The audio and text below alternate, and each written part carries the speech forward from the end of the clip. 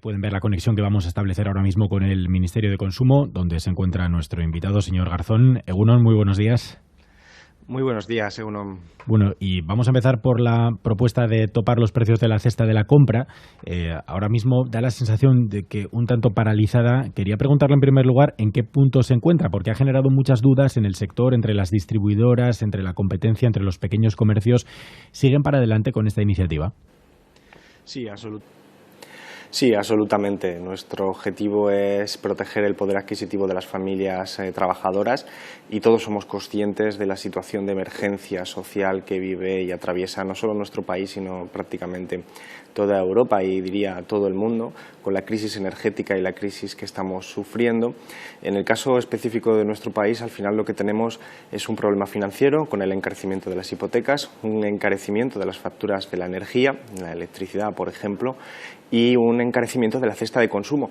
Y por lo tanto, en este último punto es donde nosotros queremos intervenir por la vía de lograr alcanzar un acuerdo entre las grandes distribuidoras para que moderen o congelen los precios. Entendemos que pueden hacerlo, que entendemos que de toda la cadena de alimentación son el sector de las grandes distribuidoras las que tienen margen suficiente para contribuir a mitigar, a congelar los precios de la cesta de consumo por lo menos hasta Navidad, hasta después de Navidad, dando así un alivio fundamental a las familias trabajadoras en bienes básicos.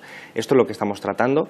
Hay grandes distribuidoras que ya lo han puesto en marcha a su manera, por supuesto, dentro de su margen de decisión y de su libertad de acción, pero demostrando con ello que se puede hacer y que, por lo tanto, los argumentos de otras grandes distribuidoras que incluso han tenido más de 600 millones de euros de beneficios hace apenas unos meses, incluso con repartos de dividendos de más de 150 millones de euros a muy poquitas personas, los argumentos que esgrimen para no subirse a esta medida son claramente inverosímiles. Absolutamente, nosotros entendemos, porque lo hemos estudiado, que dentro de la cadena de la alimentación, como decía, las grandes distribuidoras tienen márgenes muy altos, tienen beneficios muy elevados que pueden moderar, que es lo que estamos pidiendo, moderación de beneficios para alivio de las familias trabajadoras. Insisto, hay una gran distribuidora que ya se ha puesto en marcha en esta línea, hay pequeñas distribuidoras, pequeños supermercados, hay una cadena andaluza que tiene 20 tiendas que ha congelado los precios de más de 100 alimentos. Estamos hablando de un esfuerzo enorme. Estamos hablando de un esfuerzo enorme por una empresa modesta. ¿Cómo, siendo esto así, las grandes distribuidoras con centenares de millones de beneficios anuales no pueden hacer esto? Evidentemente que está en su mano. Y nosotros lo que pedimos es que en momentos de crisis como este, todo el mundo tiene que arrojar un poquito de esfuerzos, arrimar el hombro para proteger a las familias y a las más vulnerables, y esto es lo que estamos pidiendo, y entiendo que tarde o temprano se tendrán que sumar porque al final el veredicto lo pone la ciudadanía española. Todas las familias trabajadoras de nuestro país están muy atentas a lo que está sucediendo, apoyan este tipo de medidas que podrían tener un efecto inmediato porque al final son ofertas comerciales de las grandes distribuidoras y provocar un alivio en los presupuestos de las familias. Publica una guía de productos esenciales para una cesta de la compra nutricionalmente de calidad, saludable y sostenible, en el que se recomienda, se hace una serie de recomendaciones de qué tipo de hortalizas, cereales, legumbres consumir. Se recomienda, por ejemplo, no freír porque gasta mucha energía. Esto en parte es una enmienda a la totalidad a la cesta que sacó Carrefour. Lo digo porque esas albondiguillas y esos bricks de frutas azucarados, pues creo que no entran en esta lista que ustedes acaban de publicar. Bueno, nosotros tenemos nuestra propia hoja de ruta, naturalmente, y las grandes distribuidoras tienen sus propias estrategias comerciales. Nosotros lo que le pedimos a las grandes distribuidoras es que, sabiendo, como decía anteriormente, que son ellas las que tienen margen para hacer el esfuerzo, hagan un esfuerzo tanto cuantitativo, congelando, moderando los precios, como cualitativo. Nosotros sabemos que en nuestro país las familias trabajadoras con menos recursos tienen, por ejemplo, una tasa de obesidad infantil que es el doble que las familias con más recursos. Eso quiere decir que cuando hay menos dinero, menos presupuesto se tiende a tener una comida de menor calidad que provoca una serie de disfunciones en la salud individual y que además también luego repercute muy negativamente en la salud pública. Por lo tanto, lo que nosotros queremos es hacer de la necesidad virtud y decir, ahora que las empresas se pueden ir sumando a hacer ofertas comerciales con cestas de consumo que ellas eligen cuáles son sus composiciones, nosotros recomendamos y sugerimos a esas mismas empresas que esas cestas de consumo estén promoviendo no solo un consumo asequible, sino también un consumo saludable. Y es ahí donde entra nuestra guía de recomendaciones, que al final son pues el resumen de la evidencia científica acumulada durante décadas para promover una dieta saludable que permita a las familias no solo tener una cesta de consumo asequible, sino también que le pueda proteger y que pueda mejorar su propia salud y no nos resbalemos ahora en estos momentos de crisis perdiendo todo lo que hemos ido ganando de terreno en el ámbito del consumo saludable en las últimas décadas. No se va a hacer, eso está descartado. Nosotros en este momento no estamos en esa fase. Somos conscientes de que este es un debate que está teniendo cada vez más importancia en el ámbito occidental, en el ámbito, por ejemplo, del Reino Unido, en el ámbito también europeo. Ha sucedido ya en el ámbito de la energía y estamos viendo cómo se ponen en marcha medidas cada vez más heterodoxas para hacer frente a situaciones de emergencia como la que estamos viviendo, y sabemos al mismo tiempo que nos vamos acercando a un otoño y a un invierno muy difícil para las economías, muy difícil para los países y sobre todo muy difícil para las familias trabajadoras. Por eso empezamos una fase que tiene una eficacia inmediata si las grandes distribuidoras se suman a ello.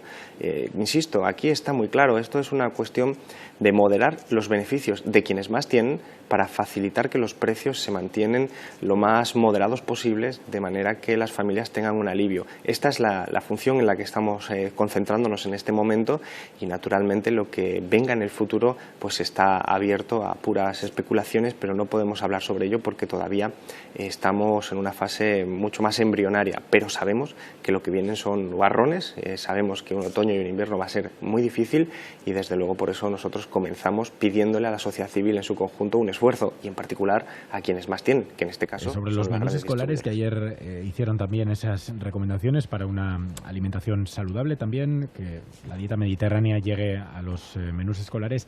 ¿Qué tienen de malo los actuales menús de los comedores? Bueno, pues a que no se asocian. Evidentemente hay menús de todos los tipos, pero es competencia de las comunidades autónomas la regulación última y de los propios colegios que tienen el margen suficiente para decidirlo.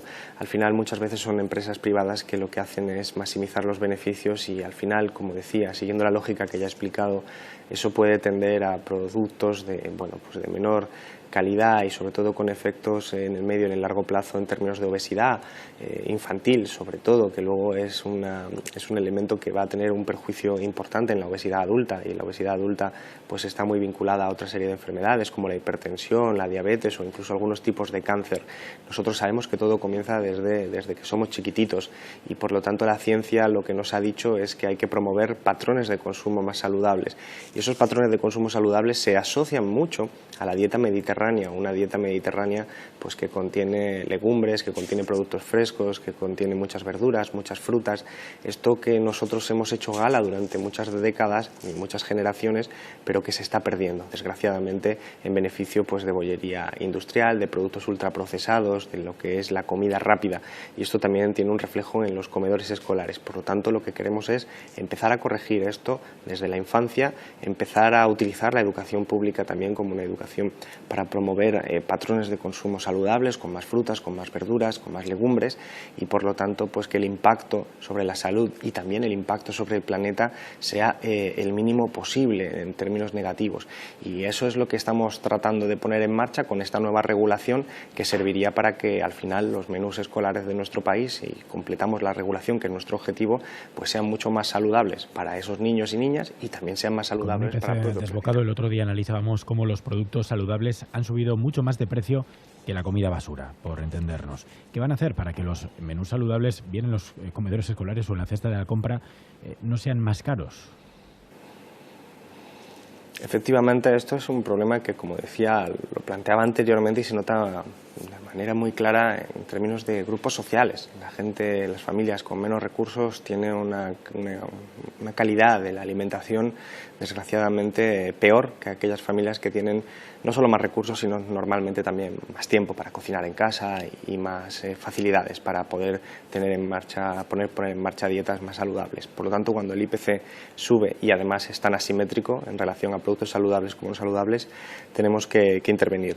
Nosotros desde el Gobierno lo que hacemos es promover pautas de consumo que recuerden también que se puede alcanzar dietas de consumo saludable baratas. Hemos puesto en marcha incluso recetarios que permiten a las familias pues tener a su disposición más de un centenar de recetas que sus componentes son muy baratos en comparación con lo que se cree habitualmente y que al final la información puede ser utilísima para las familias, y la medida que estamos poniendo en marcha a los supermercados pidiéndoles que hagan un esfuerzo a las empresas de distribución está encaminada a esto mismo, a que puedan proteger especialmente aquellos productos que son más saludables y que pueden estar subiendo más de precio. Es perfectamente posible. Lo que tenemos es que mentalizarnos efectivamente de que lo que comemos nos va a repercutir no solo en el día a día, sino sobre todo en el medio, en el largo plazo y también en el planeta. Y esta es la línea que nosotros queremos hacer, de la necesidad-virtud, porque la otra opción, la opción de promover un consumo más barato, podría conducirnos a empeoramiento de las tasas y de los indicadores de salud individual. Ministro, sobre el impuesto a las energéticas, el Gobierno ha dado marcha atrás, ha rectificado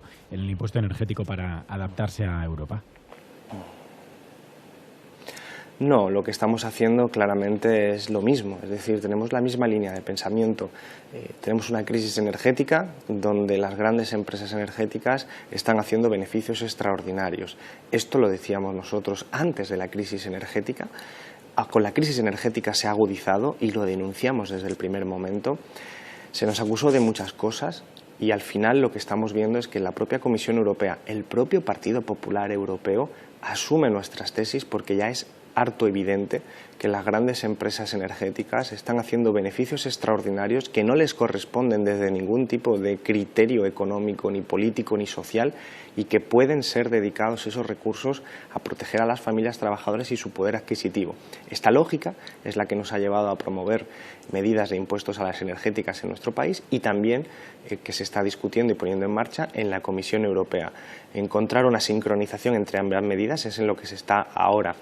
Y desgraciadamente pues nos estamos encontrando con un Partido Popular en España, comandado por Feijóo, que no tiene el objetivo de preocuparse por la población, sino el objetivo de desgastar al Gobierno.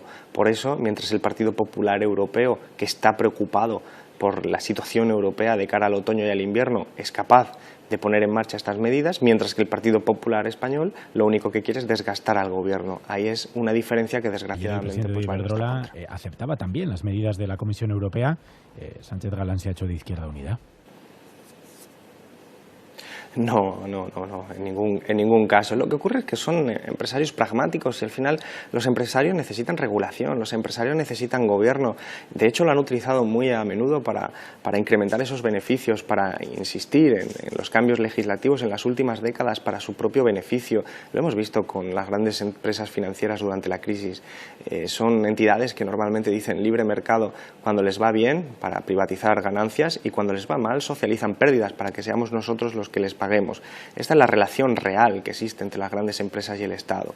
No es desde luego de antagonismo, sino desde luego de intentar, pues al final utilizar los instrumentos públicos para su propio beneficio. Y saben que cuando el clima es contrario, ellos tienen que ser pragmáticos. Lo que llama la atención de la derecha española, también de la derecha empresarial, este mismo presidente ha sido muy crítico, incluso hasta en las formas verdaderamente de mala educación contra este gobierno y contra los consumidores. Y sin embargo, como se da cuenta de que en el ámbito europeo el clima es distinto y acepta y asume pues lo que es inevitable, y es que hay situaciones de emergencia social, hay una democracia que está avanzada en toda Europa, que está diciendo que esta situación es insostenible. Sin embargo, en el ámbito español suele coordinarse con la derecha española en lo que decía anteriormente, en priorizar el desgaste del gobierno antes que en atender una situación de emergencia social. El desgaste social. del gobierno, señor Garzón, el PNV ha amenazado al gobierno, a Sánchez, con retirarle su apoyo si no garantiza el cumplimiento del estatuto, si no cumple con las transferencias pendientes. ¿Le preocupa que si no acaba de cumplir, si no acaban de mejorar las relaciones entre ambos gobiernos, la estabilidad del gobierno español esté en entredicho? Bueno, yo creo que en política es fundamental cumplir con los compromisos y cumplir también con la ley, en este caso con el estatuto, y yo estoy convencido de que todos esos compromisos se van a satisfacer. Evidentemente eso implica que aquello que permitió que se estableciera una estabilidad en el gobierno de España va a seguir permitiéndose en el futuro.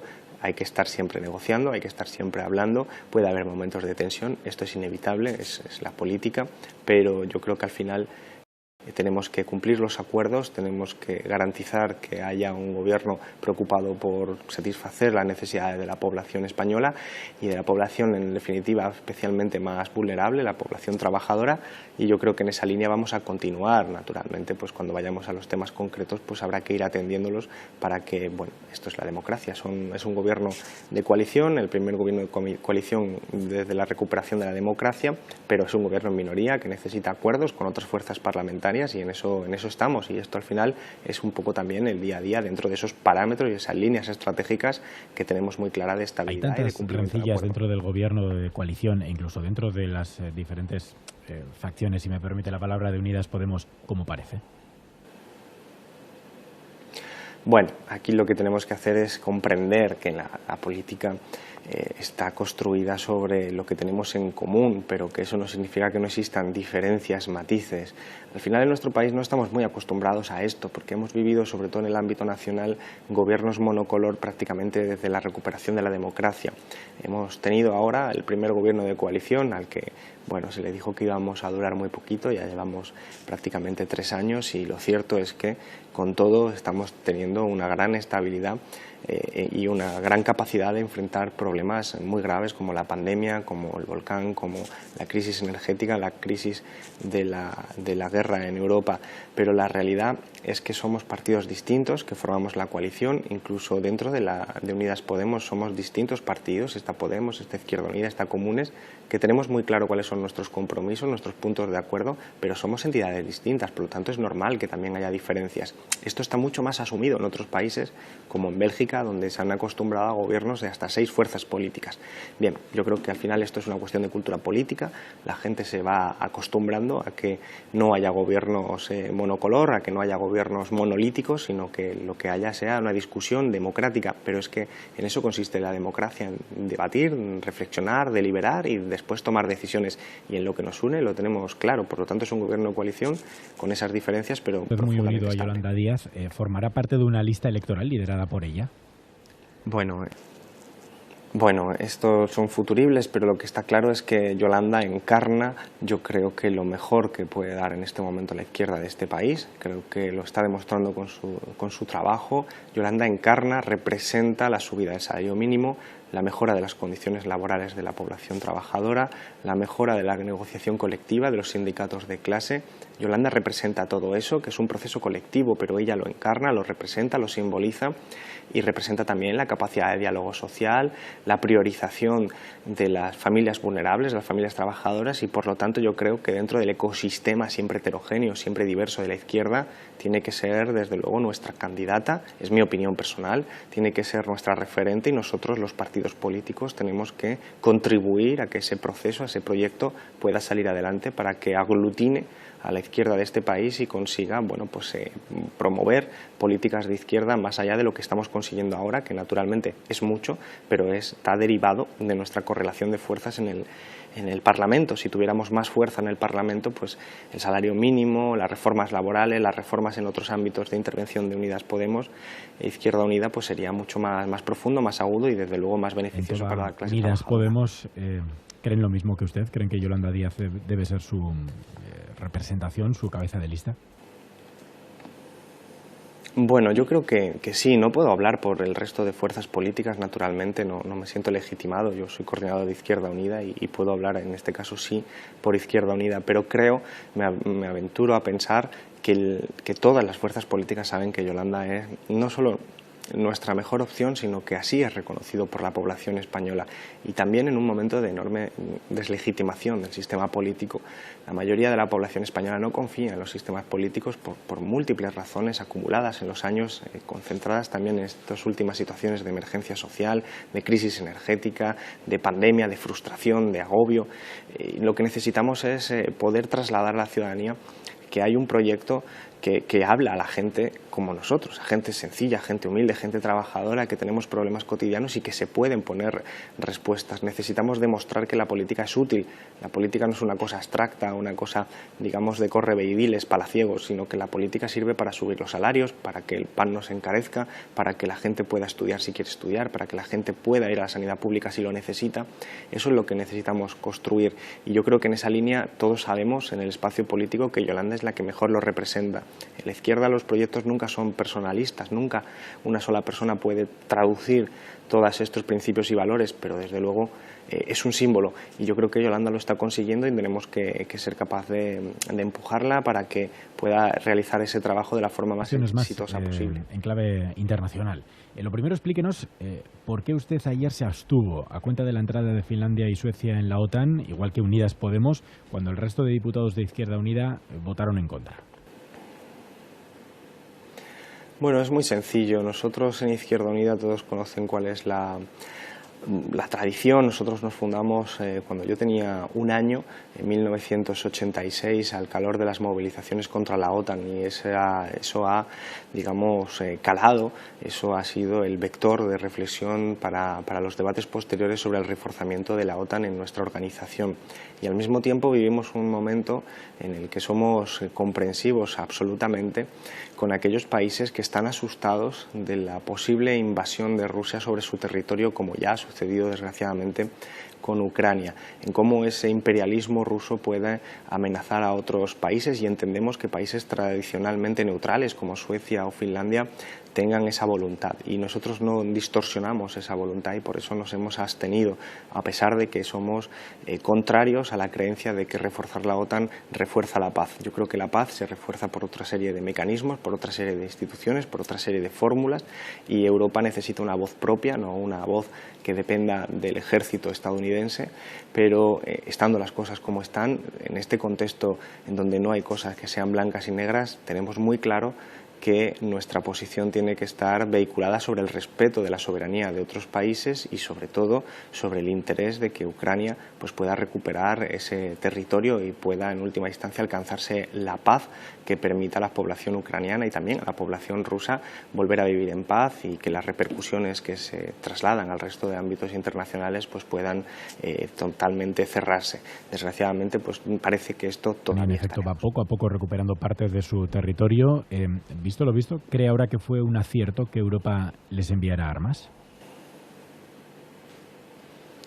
Es difícil ser capaz de llegar a conclusiones tajantes sobre un proceso tan complejo como es esta guerra, y no sabemos cuáles son los factores, la información que llega no es completa.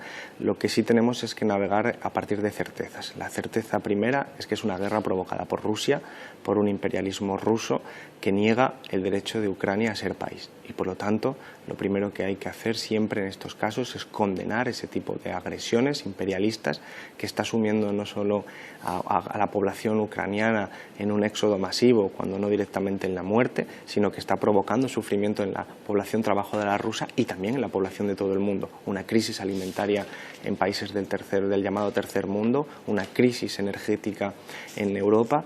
Estamos ante una situación que necesita que se encauce de alguna manera hacia conversaciones de paz.